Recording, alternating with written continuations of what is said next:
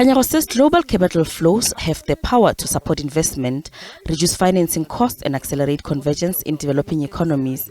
He says this is especially where domestic savings are below investment needs. Kganyago says for countries where investment opportunities exceed local savings rates, doing without capital flows means giving up on significant growth.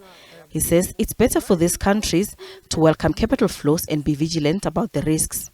The South African case shows both sides of the coin. Intelligent use of capital flows in one period and abuse in a period that followed. For countries where investment opportunities exceed local savings, doing without capital flows means giving up on significant growth. It is not an attractive strategy. A better one is to welcome capital flows, control the risks, and nurture institutions that can deliver productive investment choices. That applies to climate finance too.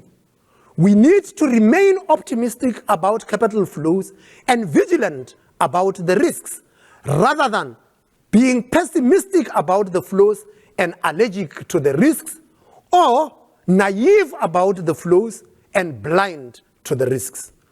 Meanwhile, IMF Managing Director Kristalina Georgieva says the world is still faced with tremendous challenges. She says the Russia war in Ukraine has dampened global recovery from the COVID crisis. She says the impact of the crisis has translated to slower growth and high inflation. The IMF expects global growth of around 3% annually for the next 5 years.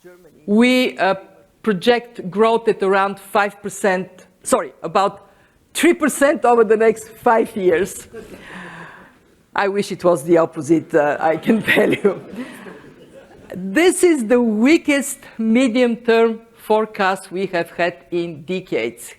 Historical growth, 3.8%.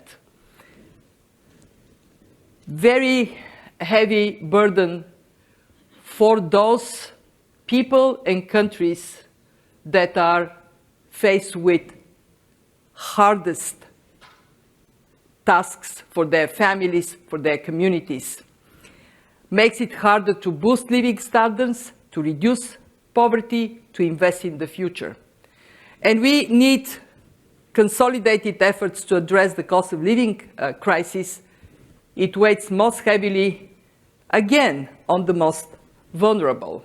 Georgieva says while inflation has begun a downward trajectory from multi-decades high, it is not down enough for central banks to ease interest rates.